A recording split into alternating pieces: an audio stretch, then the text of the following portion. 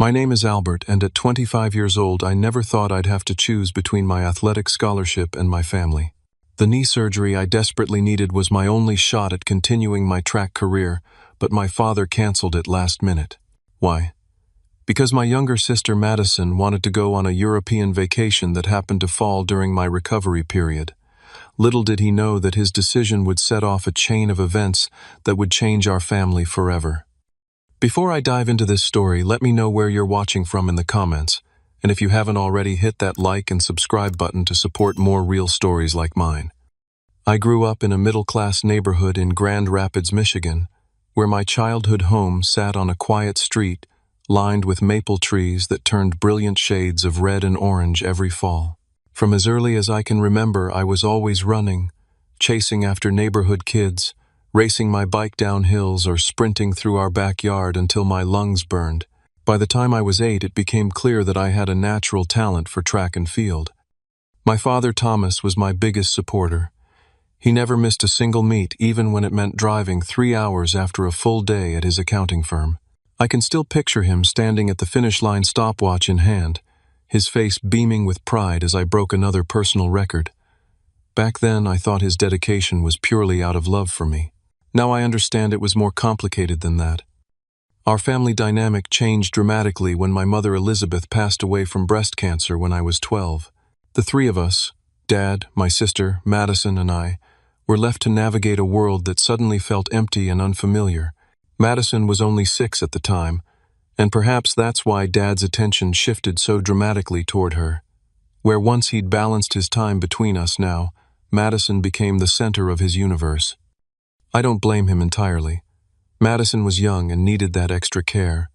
She also looked strikingly like our mother, the same honey blonde hair, the same bright blue eyes that crinkled when she smiled.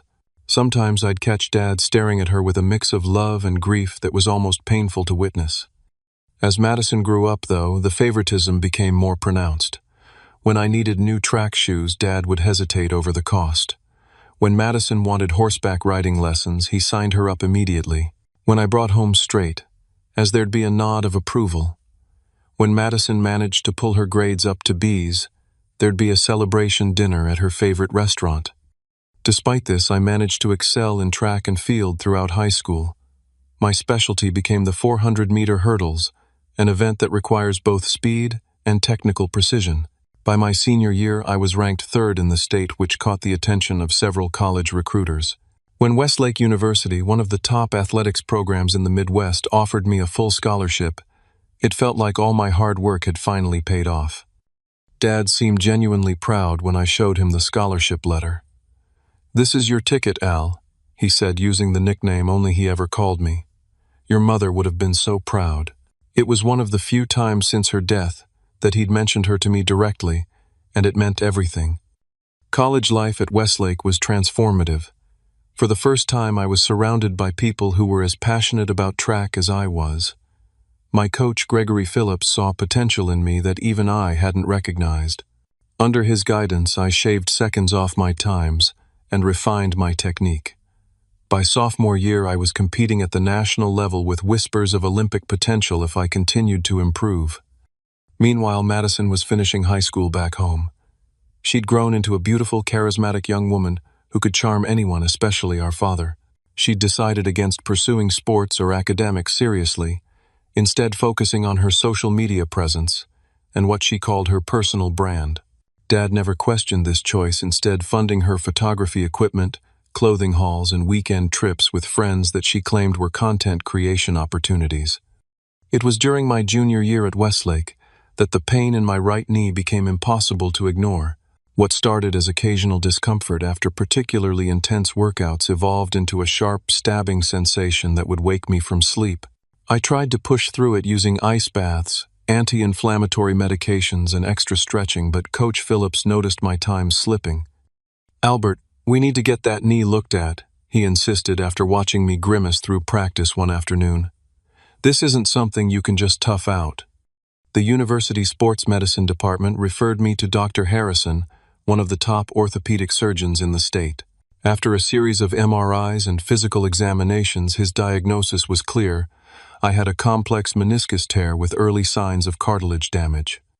If we don't address this soon, Dr. Harrison explained his expression, serious, you're looking at potentially career-ending damage. The good news is that with arthroscopic surgery and proper rehabilitation, you should be able to make a full recovery. The recommended timeline was clear surgery during summer break, followed by 6 months of intensive rehabilitation. If all went well, I could potentially return for the latter half of my senior year season, just in time to demonstrate my recovered abilities to any professional scouts or Olympic team selectors. When I called my father to explain the situation, he initially sounded supportive. "Of course, we'll take care of this, Al," he assured me. "Your future depends on it." We discussed the financial aspects openly. My university health insurance would cover most of the procedure, but there would still be significant out-of-pocket expenses, around $5,000 for the surgery, copay, and specialized rehabilitation equipment I'd need during recovery. Additionally, I'd need someone to help me during the first few weeks post-surgery, as I'd be essentially immobile. "You'll come home," Dad decided. "I'll clear out the downstairs guest room so you won't have to navigate the stairs. Madison can help with driving you to physical therapy appointments." For the first time in years, I felt like my needs were being prioritized in our family. Dad even mentioned taking 2 weeks off work to help during the most critical phase of my recovery. I scheduled the surgery for June 15th, giving me a full 2 weeks after the end of spring semester to get home and prepare. What I didn't realize was that Madison had plans of her own plans that would soon collide catastrophically with mine. I returned home in early June, mentally preparing myself for the surgery. The house looked exactly as it always had, the same faded blue exterior, the same creaking third step on the front porch, the same family photos lining the entryway. Madison's presence, however, was notably amplified. Her belongings seemed to have migrated into every common area: makeup on the kitchen counter, shoes scattered by the door, textbooks. She clearly wasn't reading, abandoned on the living room sofa. The evening after my arrival, during a slightly awkward family dinner of takeout Chinese food, Madison dropped her bombshell. "So I have amazing news," she announced, barely containing her excitement. "I got accepted to that study abroad program in London I applied for. It starts in September and goes through December." Dad immediately beamed with pride. "That's wonderful, sweetheart. I always knew you'd get in." I offered my congratulations, too genuinely happy for her. Madison had never shown much academic ambition, so this seemed like a positive step. "That's great, Mads. What will you be studying?"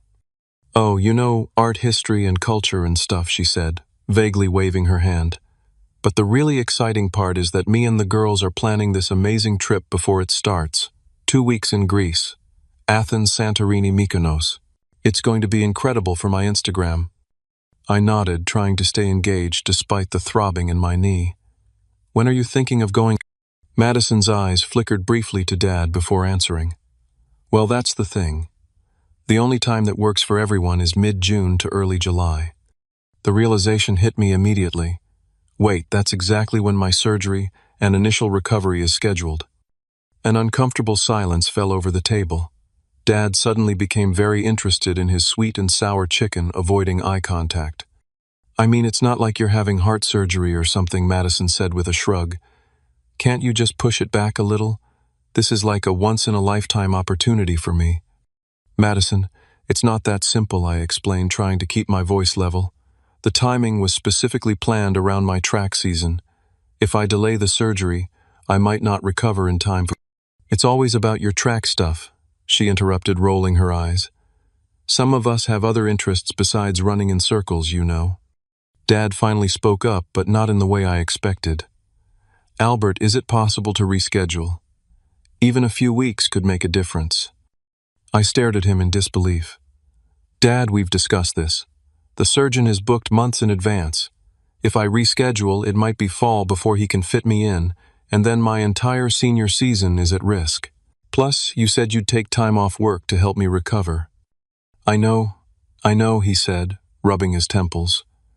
"It's just Madison's program is important too, and this trip could be really valuable for her personal development."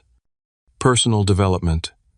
Taking selfies on Greek beaches was hardly educational, but I bit my tongue. "What about the time you were going to take off work? You can't be in 2 places at once." Dad shifted uncomfortably in his seat. "Well, that's something we might need to reconsider. Madison would need someone to help her prepare for this trip and get her situated in London afterward. I couldn't believe what I was hearing. So you're saying your vacation time is now going to her trip instead of my medical recovery? Don't be so dramatic, Albert Madison sighed theatrically. Dad, tell him he's being dramatic. No one's saying anything definite yet, Dad said weakly. Let's all sleep on it and discuss tomorrow. But over the next few days, the subtle shifts in the household were unmistakable. Dad spent hours researching Greek destinations with Madison. Brochures for Mediterranean cruises appeared on the coffee table. Madison's new passport arrived and she proudly showed it off at dinner. Meanwhile, my pre-surgery paperwork sat untouched on the kitchen counter gathering dust. 4 days after my arrival home, I was awakened around midnight by voices downstairs. Quietly, I made my way to the top of the staircase, where I could hear Dad and Madison talking in the kitchen. The total for the package deal is $10,000 plus. We need to budget another $2,000 for spending money, Madison was saying. And then there's all the new clothes I'll need for London once the summer program starts. That's a lot of money, sweetheart, Dad replied, though his tone wasn't firm. Daddy, I've worked so hard in school, Madison said, her voice taking on the wheedling quality that had worked on him since she was little. And you know how much this means to me. It's not just a vacation. It's an investment in my future. These connections and experiences could lead to amazing opportunities. There was a pause, and I could almost picture Dad melting under her manipulative gaze. And it's not like we can afford both my trip and Albert's surgery right now, she continued. His athletic scholarship already paid for his college. I think it's only fair that I get this opportunity now. My stomach dropped. How had my necessary medical procedure become comparable to her voluntary vacation? You're right, Dad, finally said with a sigh. It is your turn, and Albert's injury isn't life-threatening. He can get the surgery done after your program starts in the fall. Exactly. Madison's voice was triumphant. And honestly, he's being kind of selfish about the whole thing. It's just a sports thing. It's not like his entire future depends on it. But it did. My entire future, the career I'd been working towards since childhood, the professional opportunities that hinged on my final collegiate season, all of it depended on this surgery and timely recovery. How could they not see that? I retreated to my room, my mind racing. The next morning I called Coach Phillips to explain the situation, my voice tight with frustration. They can't do this to you, Albert, he said firmly. Let me make some calls. The athletic department might be able to help cover some costs if your family situation has changed. But when I approached Dad that evening with this potential solution, his response was unexpectedly cold. I've made my decision, Albert, he said, without looking up from his laptop. I've already put down non-refundable deposits for Madison's trip. Your surgery will need to wait until September at least. Dad, you don't understand. By then it might be too late, Dr. Harrison said. Doctors always make things sound more urgent than they are, he interrupted. You can manage with rest and physical therapy until then. Madison deserves this opportunity. As the days passed, the pain in my knee worsened. Simple activities like walking down the driveway to get the mail became excruciating. I tried one last appeal to my father, showing him the most recent email from my surgeon, emphasizing the risks of delay.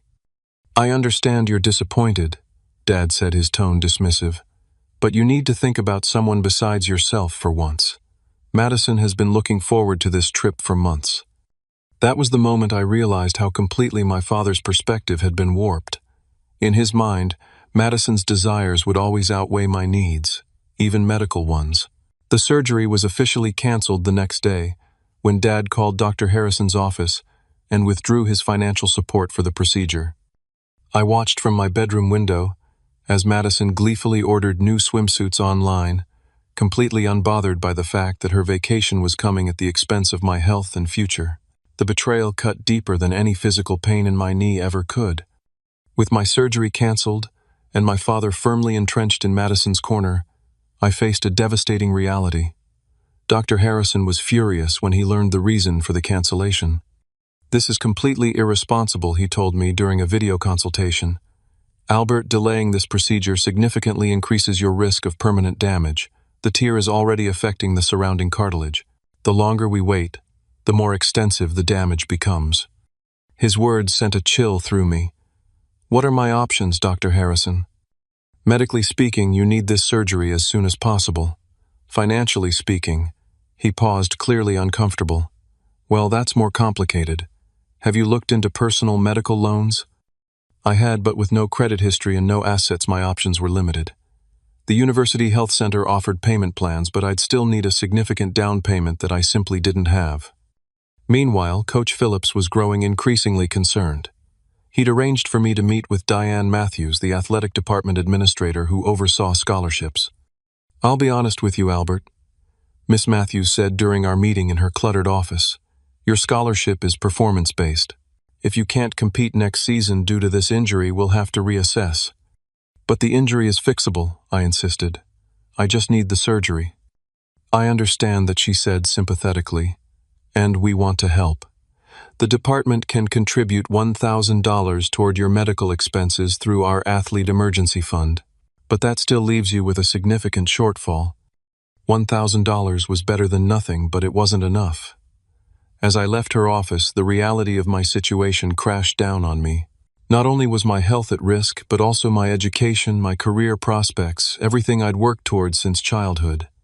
Back at home, the atmosphere grew increasingly tense. Madison flitted around the house, packing and repacking her suitcase, trying on new outfits and taking selfies with different combinations of accessories. She'd occasionally ask my opinion on which sundress looked better for drinks in Santorini, or which sandals would be more Insta-worthy. Each question felt like another twist of the knife.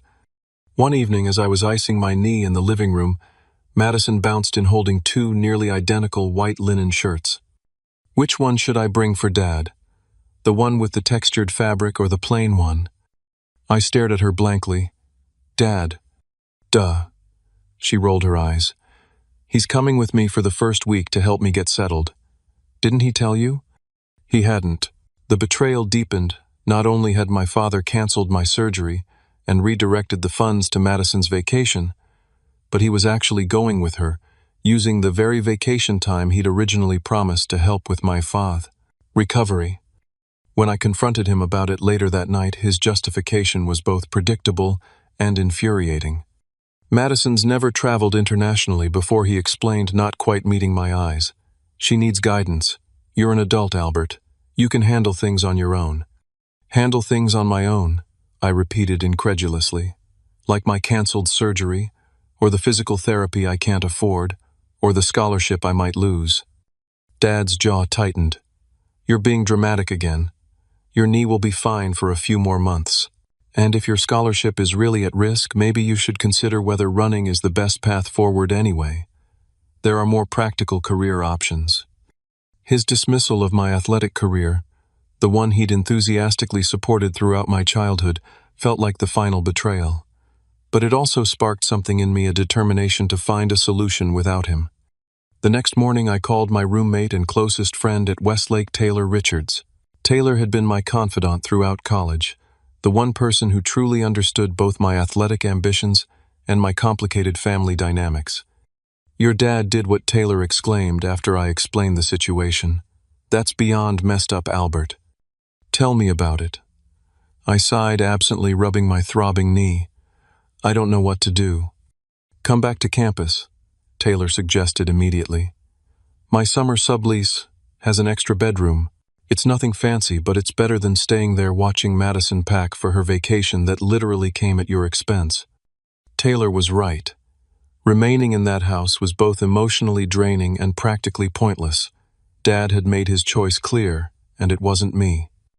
When I announced my decision to return to Westlake early, Dad barely reacted. If that's what you think is best, he said with a shrug, before returning to his packing. Madison was even more dismissive. Try not to be so negative all the time, Albert, she advised condescendingly. Your attitude is probably making your knee worse. You should try meditation or something. The 4-hour drive back to Westlake was excruciating both physically and emotionally. Every bump in the road sent shooting pain through my knee, but it was nothing compared to the ache in my chest. The family I thought would always support me had abandoned me when I needed them most. Back on campus, the situation deteriorated further. Despite modified training recommended by the sports medicine team, my knee continued to worsen. During a light practice session, just basic stretching and minimal jogging, something gave way with a sickening pop. I collapsed on the track, the pain so intense that black spots danced before my eyes. Coach Phillips was at my side instantly, his face grim as he examined my now swollen knee. "We need to get you to emergency now," he said, gesturing for two teammates to help me up. The emergency room doctor confirmed our worst fears. The meniscus tear had significantly worsened with additional damage to the surrounding ligaments. When he learned that a recommended surgery had been canceled for non-medical reasons, his professional demeanor briefly cracked. "This should never have happened," he said, shaking his head. "You're looking at a much more extensive procedure now with a longer recovery time and potentially long-term implications for your mobility." I texted my father from the hospital bed, a simple message stating the facts. Knee completely gave out. In ER now. Doctor says damage, much worse surgery now, more complicated and expensive. His response came hours later, after I'd been discharged with a heavy brace and prescription pain medication. "Sorry to hear that. Try to rest it. Madison and I leave tomorrow morning. We'll have limited cell service for a few days." That's when I scrolled through Madison's Instagram and saw her latest post, a flat-lay photograph of her passport, sunglasses, and a wad of cash with the caption, "Grease-bound. Thanks, Daddy, for making dreams come true, blessed. Travel bug Daddy's girl." The post had hundreds of likes already, including one from my father's rarely used account. The comments were filled with friends expressing jealousy over her amazing dad and her dream vacation. One of her friends had commented, "How much did this set your dad back? Must be thousands." To which Madison had replied, "Let's just say his accountant is going to have questions. Lol. Worth every penny, though." I threw my phone across the room, immediately regretting it, when I had to hobble painfully to retrieve it. The injustice burned like fire. My father hadn't just chosen Madison over me, he'd spent significantly more on her vacation than my surgery would have cost. According to Madison's own posts, they were staying at luxury resorts, had booked private tours, and had even arranged for a chartered yacht day in Mykonos. The final blow came the next day, when Coach Phillips called me into his office for a meeting with the athletic director, James Thornton. "Albert, I'll be direct." Director Thornton began, his expression serious. "With your current prognosis, we have concerns about your ability to compete next season. We value you as a student and as an athlete, but we need to discuss the terms of your scholarship." The message was clear: no competition, no scholarship. Without surgery, I couldn't compete. Without my scholarship, I couldn't afford tuition for my senior year. Without my degree, the career opportunities I'd been working toward would vanish. As I left the athletic complex, leaning heavily on my crutches, I realized I'd reached my breaking point. My father had sacrificed my future for Madison's vacation, and now everything I'd worked for was slipping away. Something had to change, and I realized with sudden clarity that it had to start with me. The aftermath of my knee collapse was a haze of pain, both physical and emotional. The sports medicine team fitted me with a more substantial brace and prescribed stronger pain medication, but these were merely band-aids on a wound that required surgery to truly heal. Each night I'd lie awake in Taylor's spare bedroom, staring at the ceiling, my mind racing with a toxic blend of anger, fear, and betrayal. Taylor, to his credit, was the friend I desperately needed during this time. He rearranged furniture to make the apartment more accessible, drove me to medical appointments, and even sat with me through particularly rough nights, when the pain was too intense for sleep. "Have you heard anything more from your dad?" he asked one evening as we picked at a pizza neither of us had much appetite for. I shook my head. Just some generic vacation photos in the family group chat. Madison lounging by infinity pools, Dad smiling with some ouzo at a taverna. They look like they don't have a care in the world. "While you're here dealing with this," Taylor gestured to my immobilized leg. "It's unbelievable, man." What made it worse was discovering through casual social media stalking just how extravagant their trip had become. Madison had posted a video tour of their suite at a 5-star resort in Santorini, complete with private plunge pool and caldera views, casually mentioning that Daddy upgraded us because the standard rooms were too basic. Another post showed her on a private yacht excursion, champagne in hand, with a caption about how her father had chartered it last minute because the group tours were too crowded with tourists. The money being casually thrown around on these luxuries was staggering. Based on the resorts they were staying at and the experiences they were documenting, my conservative estimate put their spending at well over $12,000, more than double what my surgery and recovery would have cost. The following week brought another devastating blow. I'd been communicating with Dr. Harrison about my worsened condition, sending him the emergency room reports and imaging. His response was grim. "Albert, I've reviewed everything he said during our video call," his expression somber. "The additional damage is significant. We're now looking at a much more complex procedure with a recovery timeline of 9 to 12 months, not the 6 we originally projected. And I have to be honest with you, even with successful surgery, there's now a higher risk of long-term limitations." The words hit me like a physical blow. What kind of limitations? It's hard to say with certainty until we get in there, but potentially reduced speed, less lateral mobility, possibly chronic pain with intense activity.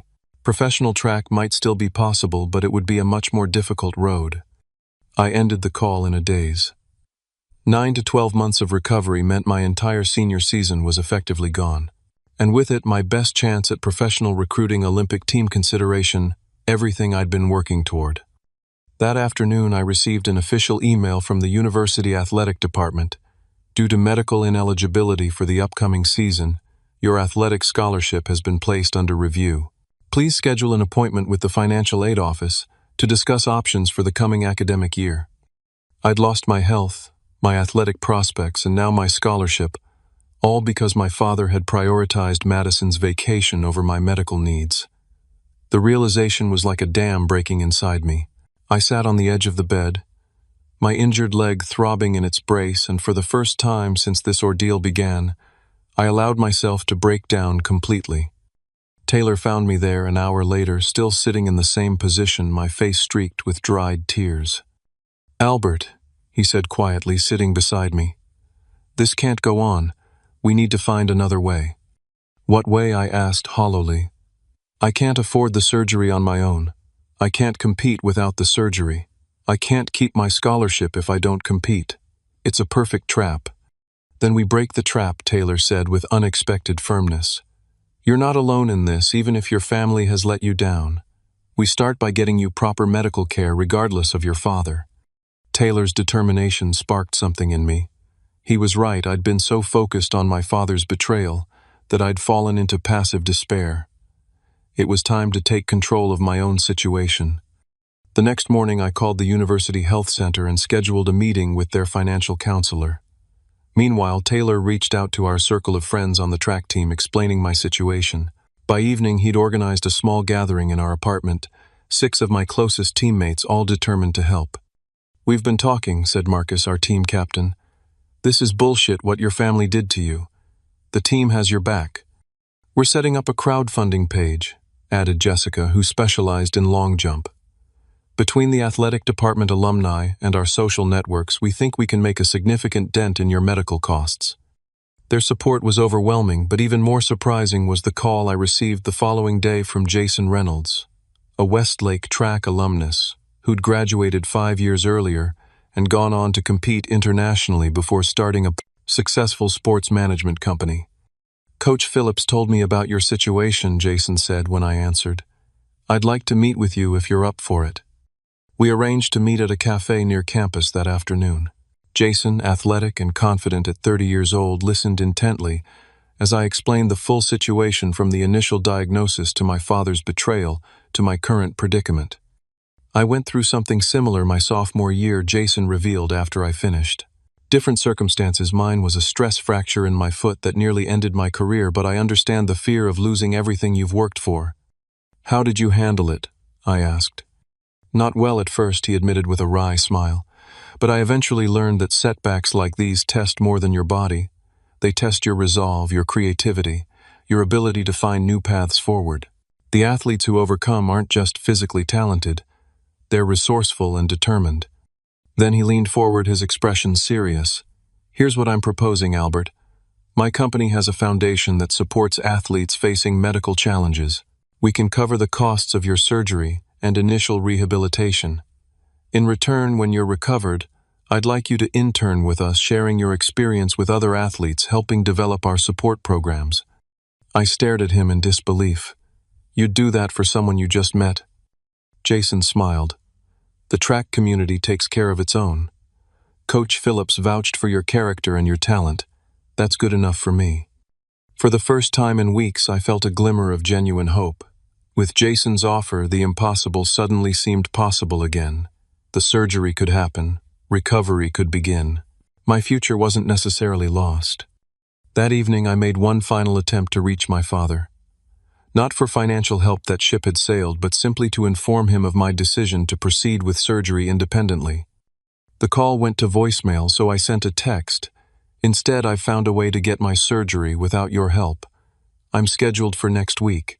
I wanted you to know that while I can't understand or forgive your choice right now, I'm finding my own path forward." His response came hours later. "Glad you worked something out. Madison and I are extending our stay another week since we're having such a wonderful time. I hope your surgery goes well."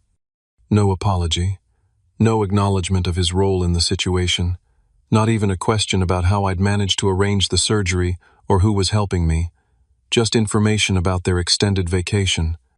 That text was the final confirmation I needed. My father had made his choice clear, and now I was making mine. I would have the surgery focus on my recovery and rebuild my life with or without the family that had abandoned me when I needed them most. As I set my phone aside, my knee throbbing with its now familiar pain, I felt an unexpected sense of clarity. The path ahead would be difficult, but for the first time since this ordeal began, it was a path I was choosing for myself. With Jason Reynolds' financial support secured, and my surgery scheduled for the following week, I felt a renewed sense of purpose. There was still significant work to be done, both practical and emotional, but at least now I had a way forward. My first priority was understanding my medical and financial situation independently from my father.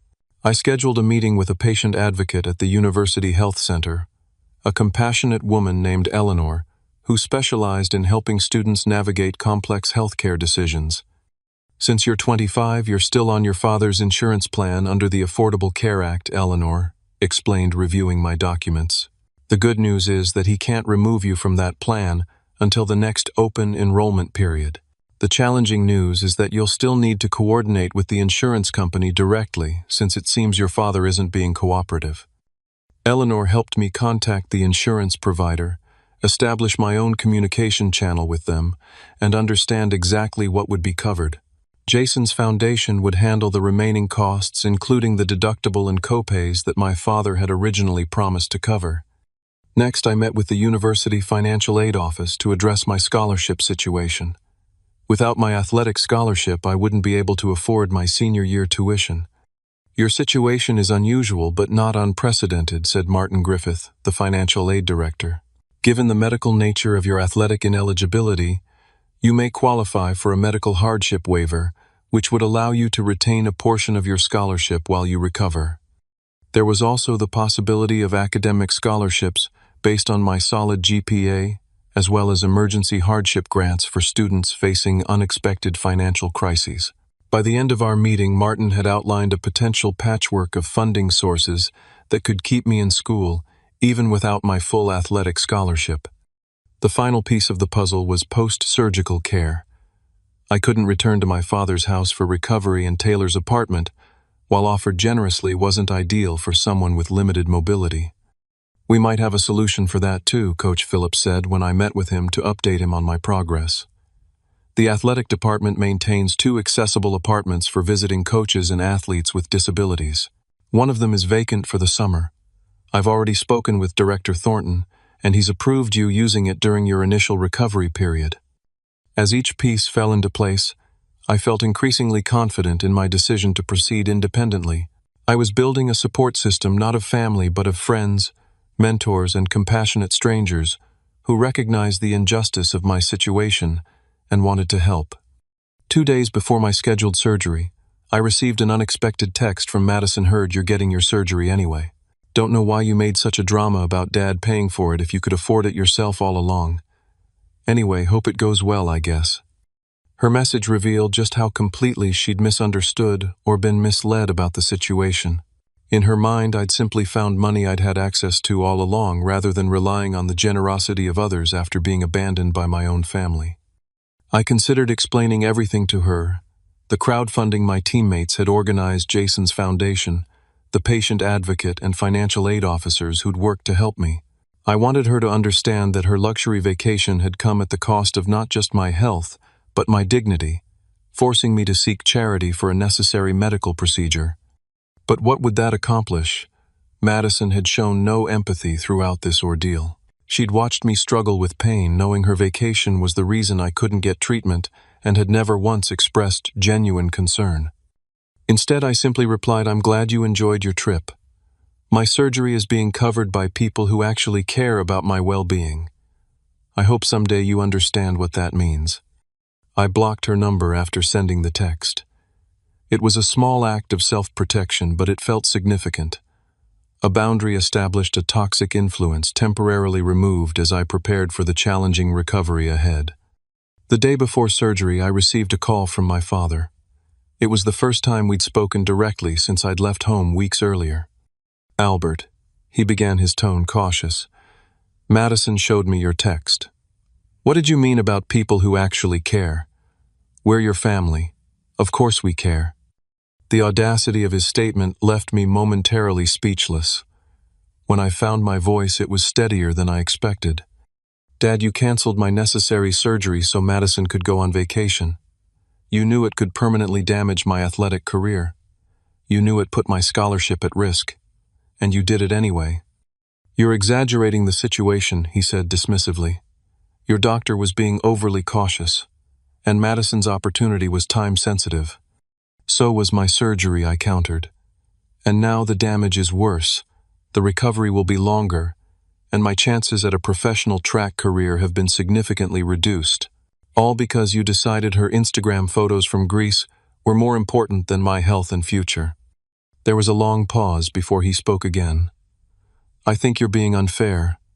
I've supported your track activities for years. Madison deserved her turn to have something special. This wasn't about taking turns, Dad. This was about a necessary medical procedure versus a luxury vacation. The fact that you can't see the difference tells me everything I need to know." "So what are you saying?" His voice had an edge now. "That you're handling everything yourself from now on. That you don't need your family anymore." I took a deep breath, choosing my next words carefully. "What I'm saying is that I've found people who support me when it matters, not just when it's convenient or when I'm winning medals that make them proud. I'm saying that I'm going to have this surgery focus on my recovery and rebuild my life. And right now I need to do that without the stress and hurt that you and Madison bring." "That sounds like an ultimatum," he said coldly. "It's not an ultimatum, Dad. It's a boundary. I need to focus on my health right now, and I can't do that while trying to understand why my own father chose a vacation over my medical needs." After another lengthy silence, he sighed. "Fine. Have it your way. Good luck with your surgery." The call ended, and I sat staring at my phone, a complex mix of emotions washing over me. I'd stood my ground, established my independence, and made it clear that his behavior was unacceptable. But there was no satisfaction in it, only a hollow ache where family support should have been. The morning of my surgery arrived with unexpected calm. Taylor drove me to the hospital where Dr. Harrison greeted me with professional warmth. "You've been through quite an ordeal to get here," he said as the pre-surgical preparations began. "But you made it, and we're going to do everything we can to get you back on track, literally and figuratively." As the anesthesia began to take effect, my last conscious thought wasn't of my father or Madison, or even my uncertain athletic future. Instead, I thought of the people who had rallied around me: Taylor, Coach Phillips, Jason, my teammates, the university staff who'd gone above and beyond to help. They were proof that family isn't always defined by blood, but by who shows up when you truly need them. I awoke from surgery to find Taylor dozing in a chair beside my hospital bed. The procedure had taken longer than anticipated, nearly 4 hours, due to the extensive damage that had developed since my original diagnosis. According to Dr. Harrison, they'd repaired the meniscus tear, addressed the ligament damage, and removed damaged cartilage fragments. "The good news is that we got everything cleaned up in there," Dr. Harrison explained during his post-operative visit. "The less good news is that your recovery timeline is going to be on the longer end of what we discussed, likely closer to 12 months than 9. But with proper rehabilitation and patience, I'm still optimistic about your long-term prognosis." That first week of recovery was a blur of pain medication, physical therapy evaluations, and awkward adjustments to life with an immobilized leg. True to his word, Coach Phillips had arranged for me to use one of the accessible apartments on campus, a ground-floor unit with widened doorways, grab bars in the bathroom, and proximity to the athletic facilities where I'd be doing my rehabilitation. Taylor helped me get settled, and a rotation of teammates ensured I had regular visitors and assistants with meals and basic needs. Jason Reynolds checked in every few days, both to see how I was doing and to update me on the Foundation's coverage of my medical expenses. "Everything's been processed smoothly," he assured me during one call. "Just focus on your recovery. The financial side is handled." It was during this first week of recovery that the unexpected began to unfold thousands of miles away in Greece. I first heard about it from Coach Phillips, who stopped by with a care package from the athletic department and an odd expression on his face. "Have you heard from your father recently?" he asked as I unwrapped the package to find team-branded sweats modified to fit over my bulky knee brace. "Not since before the surgery," I replied. "Why?" Coach Phillips hesitated. "There's been some major airline strike action across Europe. It's all over the news. Thousands of travelers stranded, including in Greece. I just wondered if your family had been affected." I hadn't been following the news during my recovery, but a quick internet search confirmed what Coach Phillips had mentioned. A massive, multi-airline strike had effectively shut down air travel across much of Europe, with Greece particularly impacted due to secondary strikes by airport workers. A part of me felt a petty satisfaction at the thought of Madison's perfect vacation being disrupted, but I pushed the feeling aside. "I haven't heard anything. I'm sure they'll figure it out." Later that evening, curiosity got the better of me. I unblocked Madison's number and checked her Instagram. What I found was a stream of increasingly frantic posts. "Stuck at Athens airport for 8 hours. This is literally the worst travel nightmare. Stranded. Update. All flights canceled for the next 3 days. Hotel rooms in Athens. All booked. Currently sleeping on the airport floor. Crying, worst day ever. Dad trying to find us a way home, but everything is chaos. Lost our deposit on the Santorini hotel too. Can this get any worse?" There was even a video of Madison having what could only be described as a public meltdown at the airport, screaming at airline staff, while my father tried unsuccessfully to calm her down. The post had thousands of views and hundreds of comments, most expressing second-hand embarrassment rather than sympathy. I felt a complex mix of emotions watching her distress. On one hand, it was hard to muster much sympathy given how callously she'd dismissed my medical needs in favor of this very trip. On the other hand, being stranded in a foreign country was genuinely stressful, and I wouldn't wish that on anyone. My contemplation was interrupted by a text from an unknown international number. "Albert, it's Dad. Using a temporary Greek number, since my phone doesn't work here. We're stuck in Athens. All flights canceled. Madison hysterical. Need to get home as soon as possible. Can you check if there are any flights from Athens to Detroit in next 3 days? Hotel internet not working." The irony was almost too perfect. After abandoning me to my own devices for a medical crisis, my father was now reaching out for help with his travel crisis.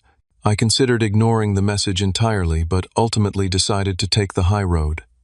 "Just had major surgery yesterday. Limited mobility. Try the American Embassy for assistance, or contact your credit card company. Many have emergency travel services. Good luck." I didn't hear back immediately, but over the next few days, Madison's social media told the story they'd eventually secured exorbitantly priced tickets on a circuitous route, home Athens to Istanbul to London to New York to Detroit. Lost several non-refundable hotel deposits and had to pay for 5 unexpected nights in an overpriced Athens airport hotel. A post from Madison, a week after the airport meltdown, summed it up. "Finally home after the vacation from hell. lost thousands in deposits, spent Dad's emergency fund on basic survival, and my skin is ruined from stress breakouts. Never. Traveling internationally again. Home at last, nightmare over. The financial impact of their extended, unplanned stay and complex rebooking appeared significant. According to Madison's various posts, they'd lost nearly $4,000 in non-refundable deposits and had to spend another $6,000 on emergency accommodations and new flights. Meanwhile, my recovery was progressing steadily. The initial post-surgical pain began to subside, and I started the first phase of physical therapy. Simple movements designed to maintain muscle tone without disturbing the healing tissues. Dr. Harrison was pleased with my progress during my 2-week follow-up appointment. "You're doing everything right," he said, examining my knee. "The swelling is down, the incisions are healing cleanly, and your range of motion is exactly where we want it at this stage." Jason Reynolds continued to be an unexpected blessing. Beyond covering my medical expenses, he'd begun mentoring me remotely, discussing potential career paths in sports management, athletic consulting, and coaching that could leverage my experience and education, even if professional. Competition wasn't in my future. The skills that make a great athlete, discipline, strategic thinking, performance under pressure, are incredibly valuable in business, he explained during one of our calls. Don't think of this injury as the end of your athletic career. Think of it as the beginning of your athletic adjacent career. As I approached the 1-month mark post-surgery, I received another unexpected text from my father. "Need to talk. Important. Call when you can."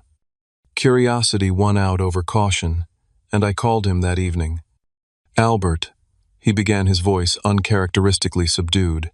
"How's the recovery going?" "Better than expected," I replied neutrally. "What's going on?"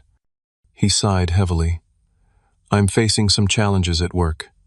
The firm is conducting an audit of recent expenditures, including cash withdrawals. They're questioning some of the money I accessed for the Greece trip." This was surprising. My father had been with his accounting firm for over 20 years and had always been meticulously careful with finances. What kind of questions? "The kind that could lead to an internal investigation," he admitted. "I may have categorized some personal expenses as business-related, and the amounts were substantial enough to trigger red flags." I let that sink in. My straight-laced, rule-following father had potentially committed expense fraud to fund Madison's luxury vacation, the very vacation he'd prioritized over my necessary medical procedure.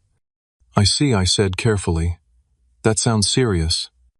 "It is," he confirmed, "and it's made me reconsider some recent decisions." "Albert, Dad," I interrupted, not ready for whatever justification or half-apology he might offer. "I'm sorry you're facing problems at work. I truly am. But I'm 1 month post-major surgery, focusing on a challenging recovery and rebuilding my academic and athletic future without the support I counted on from my family. I don't have the emotional bandwidth right now to help you process your regrets." There was a long silence before he responded. "That's fair. More than fair. I just wanted you to know that things aren't. They're not working out the way I expected." "They rarely do," I replied, thinking of my own dramatically altered path. "I hope you figure things out." As I ended the call, I felt a strange sense of peace. My father was experiencing the consequences of his choices, just as I was dealing with the consequences of his choices for me. The difference was that I had found strength and support in unexpected places, while he was discovering that the daughter he'd sacrificed so much for was ill-equipped to help him through his own crisis. It wasn't revenge, I hadn't orchestrated any of this, but there was a certain poetic justice to how events were unfolding. Sometimes the universe delivers its own form of balance, no action required. 6 months passed, each day marked by the steady rhythm of rehabilitation exercises, physical therapy appointments, and gradual improvements in my knee's strength and flexibility. The surgical scars faded from angry red to pale pink, then to thin silver lines that Dr. Harrison assured me would eventually be barely noticeable. "Your progress is remarkable," he said during my 6-month follow-up. "You're actually ahead of schedule on most of our recovery metrics. How does it feel subjectively?" "Better every week," I answered honestly. "I still notice it during longer walks or when I try to jog, but the constant pain is gone. and I haven't needed pain medication in months." "That's excellent news," Dr. Harrison smiled. "I think we can start introducing more dynamic movements into your rehabilitation protocol. Not running yet, but more sport-specific training to prepare for that eventual step." The expanded rehabilitation program coincided with other positive developments in my life. The university had approved my medical hardship waiver, allowing me to retain 70% of my athletic scholarship despite my inability to compete. Combined with 2 merit-based academic scholarships I'd secured, my senior year tuition was fully covered. I'd also begun a part-time remote internship with Jason's sports management company, learning the business side of athletics from the ground up. The flexible hours worked perfectly with my rehabilitation schedule, and the experience was opening my eyes to career possibilities I'd never previously considered.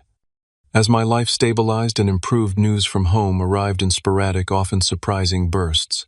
Madison's study abroad program in London had ended abruptly after just 2 months, not because of any external factors this time, but due to her own academic failings. "They expected me to actually do all the readings and write these massive papers," she complained in a phone call to me, "that I hadn't expected. It was supposed to be about experiencing the culture, not sitting in a library all day. So unfair." Her tone suggested she expected sympathy for being held to basic academic standards, but I offered none. "Most study abroad programs are academically rigorous, Madison. That's why they count toward your degree." "Whatever," she sighed. "Dad's super mad about it since he paid for the whole semester up front, and they only refunded like 30%. But honestly, I'm glad to be home. London was cold and rainy all the time anyway." My father's situation had deteriorated further since our brief conversation months earlier. The audit at his firm had indeed uncovered financial irregularities, not just related to the Greece trip, but a pattern of increasingly blurred lines between personal and business expenses over the previous year, all coinciding with his escalating financial support of Madison's lifestyle. He hadn't been fired, which was something of a miracle given the circumstances, but he'd been demoted, placed on probation, and required to repay all misappropriated funds. The financial strain, combined with the professional humiliation, had taken a visible toll when I finally saw him in person during a brief visit home for Thanksgiving. He looked older, the lines around his eyes deeper, his shoulders slightly stooped. Madison still lived at home but spent most of her time out with friends, treating the house like a hotel and showing little awareness of the financial constraints her father now operated under. It was during that visit, while Madison was out, and we sat alone in the kitchen late one evening, that my father finally offered the apology I'd stopped expecting. "I made a terrible mistake, Albert," he said quietly, staring into his cup of tea. "Several mistakes, actually. I convinced myself that Madison needed more support, more experiences, more everything, that her happiness depended on me giving her whatever she wanted. And in the process, I failed you completely."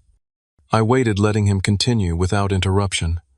"When you needed me, truly needed me for something essential, I chose her wants over your needs. I can't undo that decision or the consequences it had for your health and your career. But I want you to know that I recognize how wrong I was, and I'm truly deeply sorry." His apology was sincere, I could see that. But it came after months of pain, struggle, and rebuilding my life without his support. I couldn't simply pretend none of that had happened. "I appreciate you saying that," I said carefully, "and I believe you mean it. But trust isn't rebuilt with a single conversation. It takes time and consistent actions." He nodded, accepting this without argument. "I understand. I'm not asking for immediate forgiveness, just the chance to try to be the father you deserve going forward." We began rebuilding our relationship cautiously, after that, regular phone calls, occasional visits when my rehabilitation schedule allowed. I maintained clear boundaries, particularly around financial matters and any situation involving Madison, but I allowed myself to reconnect with the father I remembered from childhood, the one who had stood proudly at the finish line, stopwatch in hand. As my senior year progressed, an unexpected opportunity emerged. Coach Phillips approached me about becoming a student assistant coach for the track team. "You have a unique perspective now," he explained. "You understand both the technical aspects of competition and the mental challenges of dealing with injury and setbacks. The younger athletes could learn a lot from you." I accepted the position, discovering a genuine passion for coaching that I'd never anticipated. Helping other athletes refine their technique, develop their mental toughness, and navigate the challenges of collegiate athletics gave me a sense of purpose that filled much of the void left by my own competitive career. By the time graduation approached, I had developed a clear vision for my future.